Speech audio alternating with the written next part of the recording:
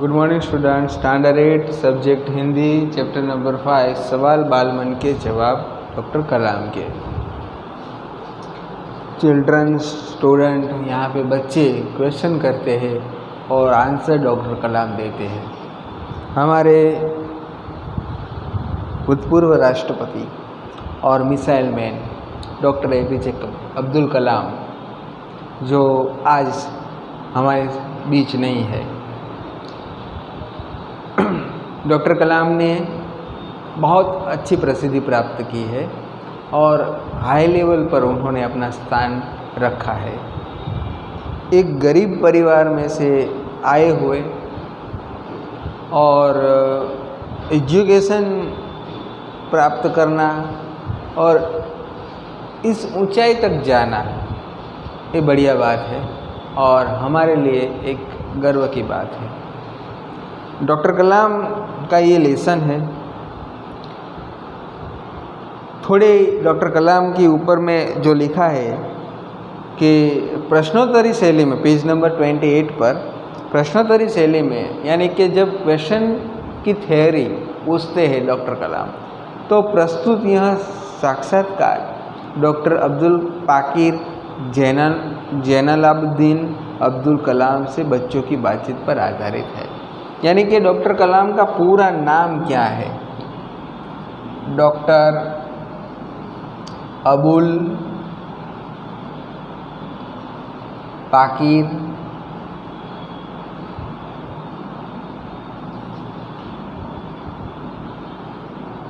जैनुलाब्दीन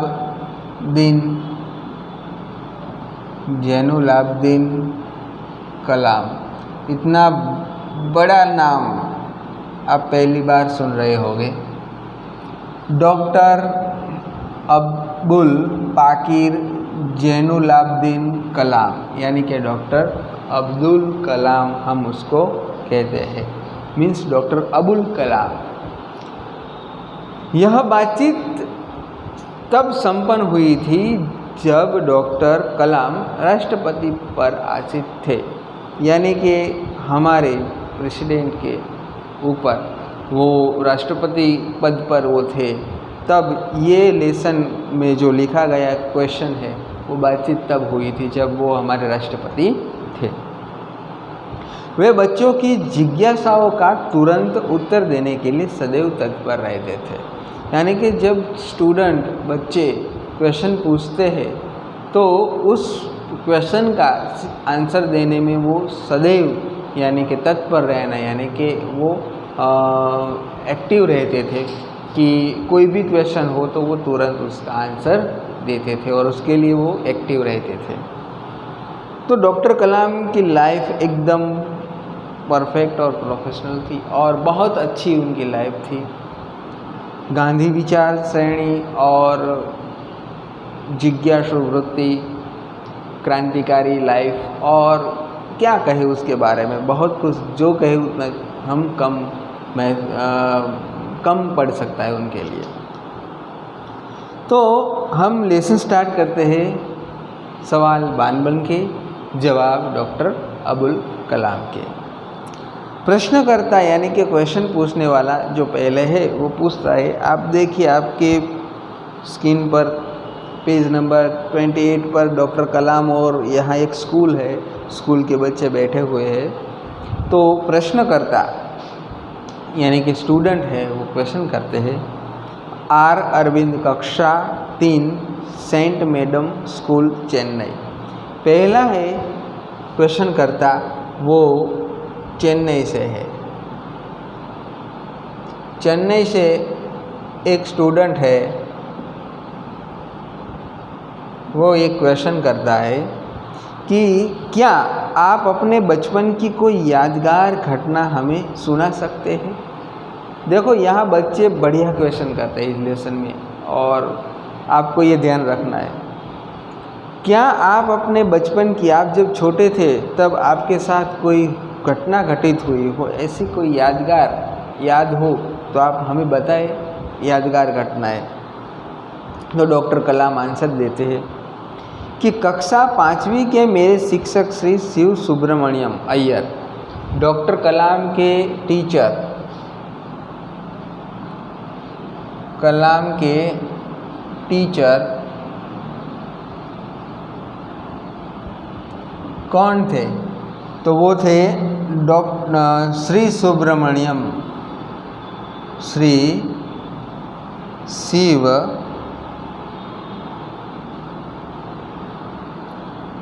सुब्रमण्य अय्यर, ये उनके टीचर थे। तो बचपन में कक्षा 5वीं यानी कि स्टैंडर्ड 5, यहाँ कक्षा का मतलब होता है स्टैंडर्ड। स्टैंडर्ड 5 में जब वो 5वीं कक्षा में पढ़ रहे थे तब शिव सुब्रमण्यम अय्यर की एक बातचीत डॉक्टर कलाम के थे, मुझे याद है। एक दिन कक्षा में वे हम यह बात बता रहे थे कि कोई पक्षी कैसे उड़ता है, यानी कि कोई बर्ड्स है वो कैसे उड़ता है, हाँ, वो स्काई आकाश में कैसे उड़ता है। तो उन्होंने हमें रामेश्वर के समुद्र तट पर ले जाकर इसका जीवंत उदाहरण दिया। रामेश्वर तिरुवनंतपुरम दक्षिण साइड, साउथ साइड है वो रामेश्वर। ये रामेश्वर क्या है? रामेश्वर के समुद्र तट पर, ओशन पर ले जाकर हमें लाइव प्रैक्टिकल समझाया कि कैसे पक्षी बर्ड जो है वो उड़ते हैं। इसका जीवंत उदाहरण दिया, यानी कि लाइव एग्जाम्पल दिया। वह ऐसी यादगार घटना थी जो मेरे मन मस्तिष्क में हमेशा के लिए बैठ गई। इसी से मुझे आगे विज्ञान पढ़ने की प्रेरणा मिली। First step doctor Abdul Kalam का, उसको प्रेरणा देने वाले, आगे बढ़ाने वाले फर्स्ट टीचर थे श्री शिव सुब्रमण्यम अय्यर। 5वीं कक्षा में जब वो पढ़ रहे थे तब डॉक्टर कलाम कुछ अपने स्टूडेंटों के साथ रामेश्वर समुद्र तट पर गए थे। वहाँ पक्षी बर्ड कैसे उड़ते हैं उसका लाइव एग्जाम्पल प्रैक्टिकल बताया और समझाया। तो ये पहली बात थी, उसी से डॉक्टर अब्दुल कलाम ने सोच लिया था 10 इयर्स में ही कि मुझे क्या करना है। तो वो वहीं से साइंस के बारे में सोचने का प्रयास करने लगे। प्रश्न करता है सरयू मकर कक्षा 5 वाल्मीकि नगर हिंदी माध्यमिक शाला नागपुर। दूसरे प्रश्न करता है नागपुर से स्टूडेंट है, वो क्वेश्चन करते हैं कि बचपन में हमें किस भाषा को प्रमुखता देनी चाहिए।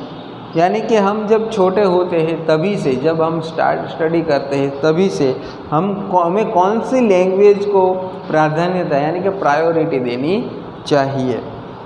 पेज नंबर 29 पर देखिए।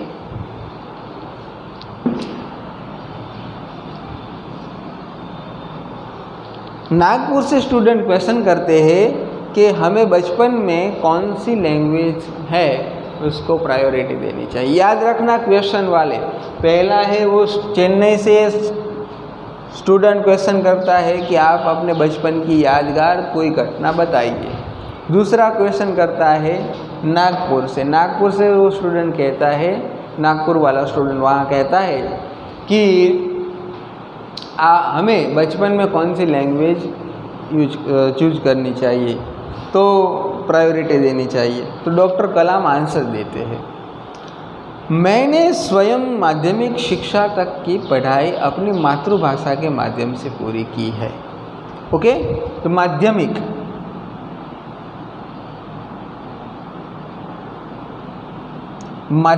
की एग्ज़ाम पहले 8 to 12 तक सेकेंडरी और हाई सेकेंडरी था।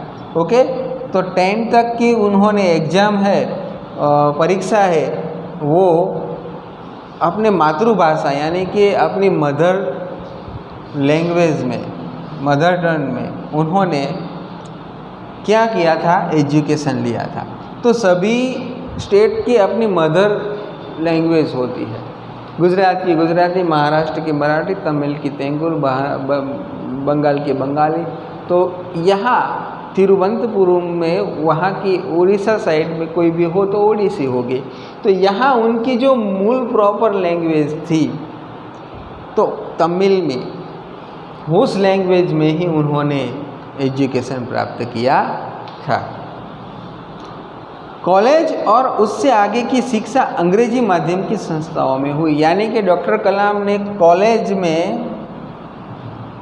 कॉलेज से लेकर आगे की शिक्षा यानी कि एजुकेशन इंग्लिश में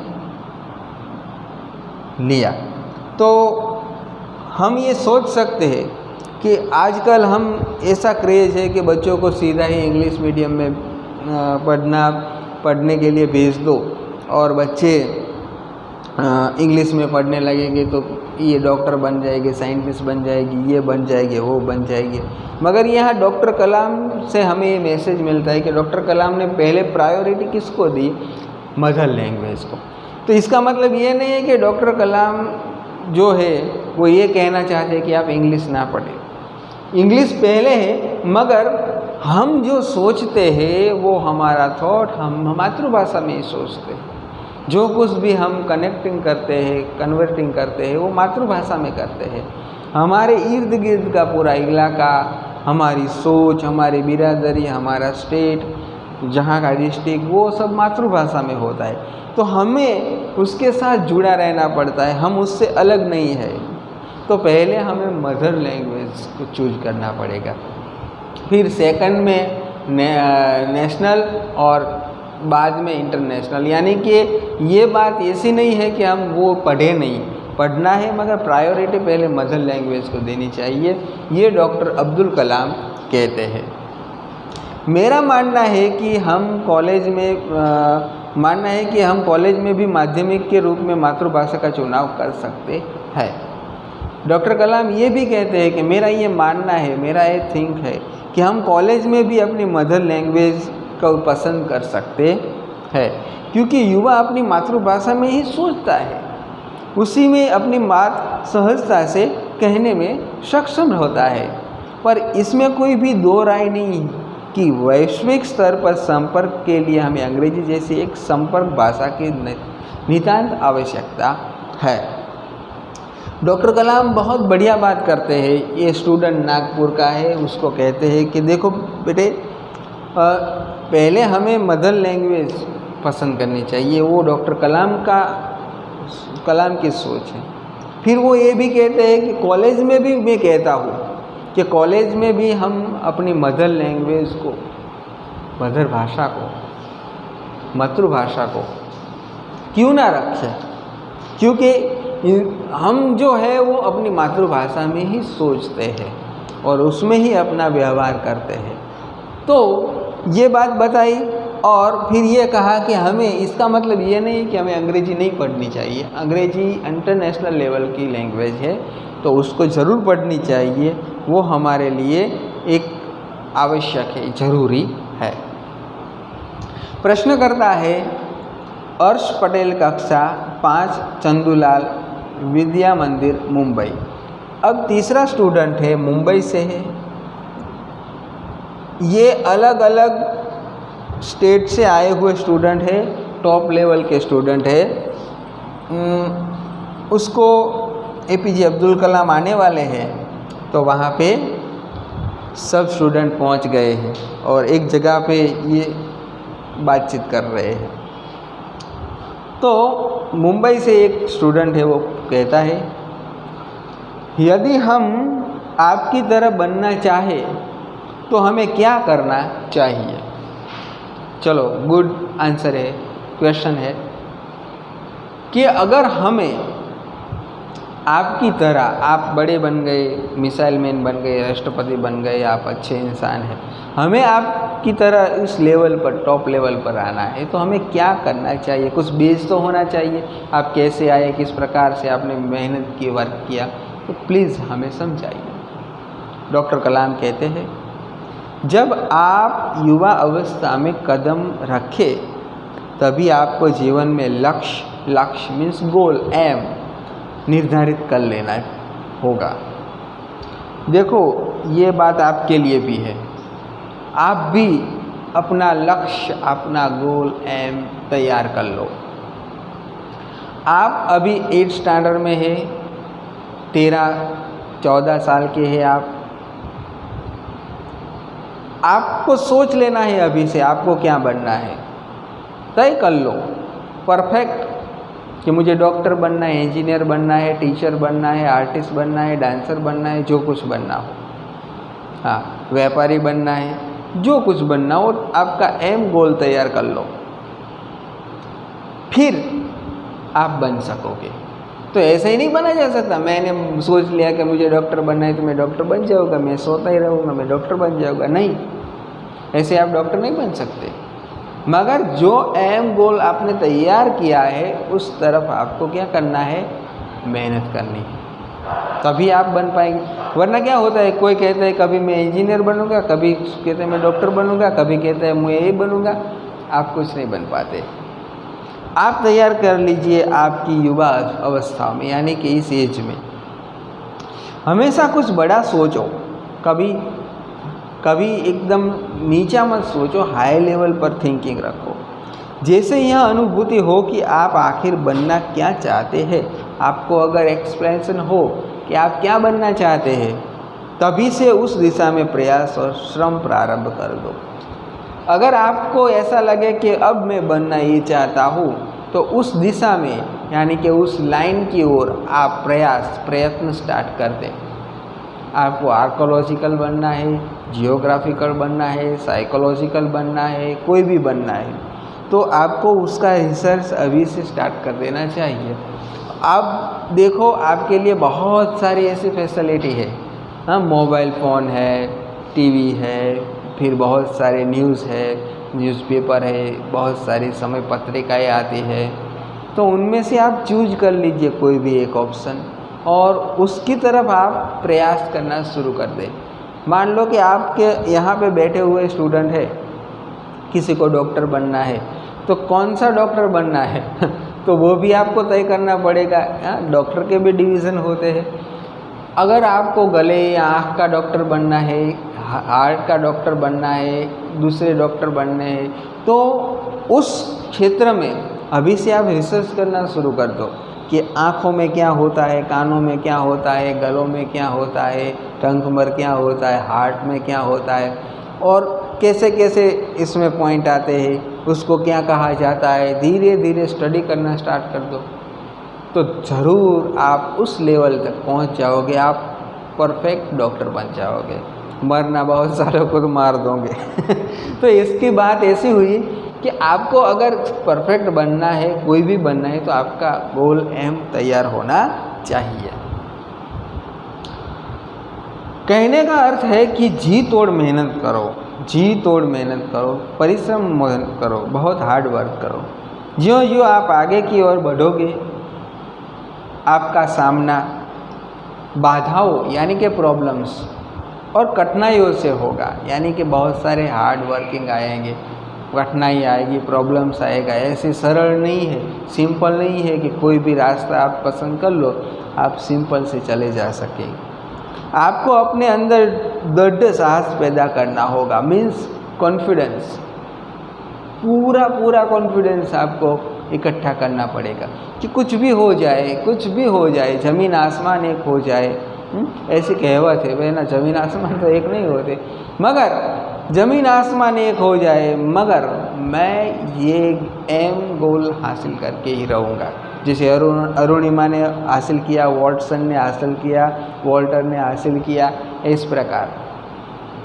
तो ये बात है, समस्याओं को पराजित करने में महारत हासिल करनी होगी, तभी जीवन में सफल हो पाओगे। पहले यह जरूर है कि आप निरंतर ज्ञान अर्जित करो। पहले सपने मत देखो। डॉक्टर कलाम ये भी कहते हैं कि कभी कभी ऐसा होता है कि हम सपने देखने लगते हैं, मैं ये बन गया, मैं डॉक्टर बन गया, मैं ये बन गया, मैं इंजीनियर बन गया, मैं आर्टिस्ट बन गया। फिर अपने सपने में रहते, मैंने इसको अच्छा कर दिया, ये कर दिया, वो कर दिया। फिर हम जगते तो पता चलता है कि हम तो खटिया पे हैं। हाँ, सो रहे हैं, अबे जागो और मेहनत करो। सपने पहले देख लो, फिर उसको अपने अर्ध जागृत मन में समा लो। वो ज़रूर पूरा होगा, एक गुल खिलेगा जब आप मेहनत करोगे। आपके हाथ में एक सीड है, अगर कोई फार्मर है वो एक सीड लेकर ऐसे अपने हाथों में रखेगा और कहेगा आहा कितना बढ़िया है, अरे बढ़िया है, ऐसे रखेगा। फिर आंखें बंद करके सपने देखेगा, ओ कॉटन आया, अरे कितना कॉटन हो गया, बहुत हो गया, बहुत हो गया, ओह इतनी सारी उपज आई, बहुत पैसा मिला। फिर अपना सपना जाए, ये देखा तो हाथ में ही है सीड। ऐसे नहीं कुछ होता। एक बार लैंड में उसको बो दो, फिर मेहनत करनी स्टार्ट कर दो। हाँ, क्या करना? मेहनत करनी स्टार्ट कर दो। पानी पिलाना, खाना खिलाना, ये सब कुछ स्टार्ट कर दो उसको, वगैरह वगैरह, खातर पानी दे देना। फिर ये मत सोचो कि कितनी उपज आएगी, सिर्फ वर्क करो, वर्क करो, वर्क करो, वर्क करो, खुद में खुद वो आपको दे देगा। उसी प्रकार आपका कोई भी एम गोल हो, एक बार अपने दिमाग में फिट कर दो और फिर मेहनत करने स्टार्ट कर दो। पहले जरूर है कि आप निरंतर ज्ञान अर्जित करें। निरंतर यानी कि पूरा का पूरा निरंतर जो चलता है वो नॉलेज आप इकट्ठा कीजिए, ये बात बताई।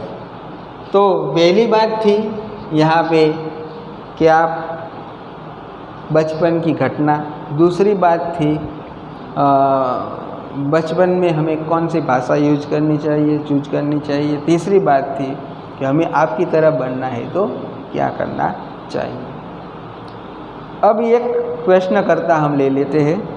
चिराग जैन, कक्षा 7, बॉम्बे, कैम्ब्रिज, अंधेरी पश्चिम, मुंबई। दूसरा स्टूडेंट भी मुंबई से है, यानी कि मुंबई से 2 स्टूडेंट आए हैं यहाँ पे।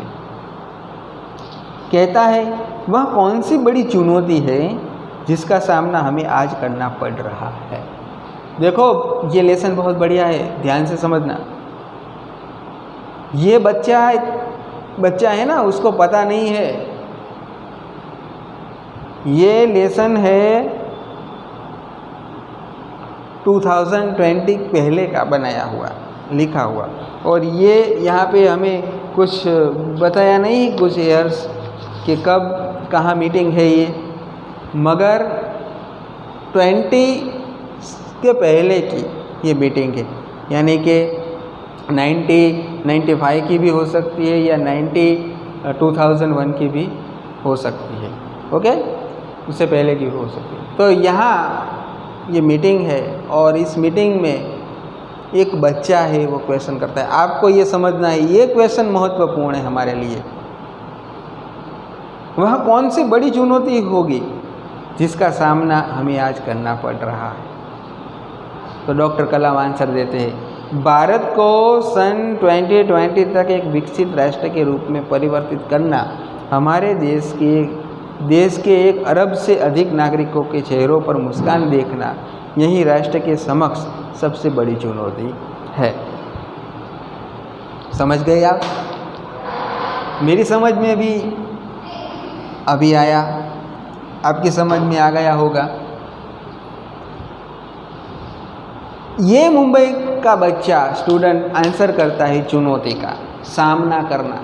कौन सा ऐसी चुनौती होगी जो हमें कहते हैं कि आज उसका सामना करना पड़ रहा है। तो डॉक्टर कलाम को पता भी नहीं है कि ऐसा कुछ होगा, मगर वो आंसर दे देते। बहुत कुछ ऐसी बातें होती है जो हम बोल देते हैं, वो भूत भविष्य काल में होती है। हमें भी पता नहीं होता कि हम जो बोलते हैं वो होगा, मगर वो हो जाता है। ऐसे हमारे एटमॉस्फेयर में ऐसा सब कुछ घूमता है, ऐसा होता है। तो कभी कभी हम किसी को याद करते हैं, जैसे हमारे हाथ में मोबाइल फ़ोन हो और हम सोचे कि चलो मैं अपने मामा को या फ्रेंड को या अपने मदर को फ़ोन लगाऊं, तो क्या होता है, अभी आप यूं ही सोचते ही है तो आपको वो उसका फ़ोन आया होगा। ऐसा आपके साथ हुआ होगा। कभी कभी ऐसा होता है, आप जिस चीज़ को बोलते हैं वही वर्ड्स अगर टीवी में आया होगा या कोई बोला होगा, ऐसा होगा। आप जो सोचते हैं या बोलते हैं, ऐसा कोई आपके सिमिलर वर्ड जो है वो टीवी में आया होगा या बोल रहे होंगे। इसका मतलब ये तय हो जाता है कि हमारे इर्द गिर्द का एटमॉस्फेयर है वो हमारे साथ जुड़ा हुआ है और हमारे इर्द गिर्द बहुत सारे ऐसे कंटेंट्स फिरते हैं जो हमें इम्प्रूवमेंट करते हैं। डॉक्टर कलाम ने कह दिया कि 2020 का साल होगा, उस वक्त तक हमें प्रसिद्ध यानी कि भारत को क्या कर देना है, एक महान और अच्छा देश में अच्छे नागरिकों का चेहरों को मुस्कान लाने, यानी कि नागरिकों के चेहरों में मुस्कान लाने, ये देखना है। यही राष्ट्र के समक्ष सबसे बड़ी चुनौती है। 2020 चेहरों पर मुस्कान लानी, यही चुनौती है। 2020 आ गया क्या? कोरोना। कोरोना आ गया। अब्दुल कलाम को भी पता नहीं था, स्टूडेंट को भी पता नहीं था कि ये आएगा, मगर उन्होंने बोल दिया ऐसा ही वर्ड्स, और ये वर्ड्स भविष्य में होने वाला है। ये बात यहाँ आकर खड़ी हो जाती है। आप ज़रा सोचो, ये सेंटेंस सोचो, ये ईयर्स सोचो। चुनौती 2020 की है और पूरे भारत देश में क्या करना है, चेहरों पर मुस्कान लानी होगी, ऐसा बोला है। तो ये बात थी, समक्ष बड़ी चुनौती है। यहाँ तक हम रखते हैं, ओके। और नेक्स्ट पीरियड में हम आगे का पार्ट 2 लेंगे। ये हमारा पार्ट 1 है। आज के लिए बस इतना ही। गुड बाय और हैव ए नाइस डे।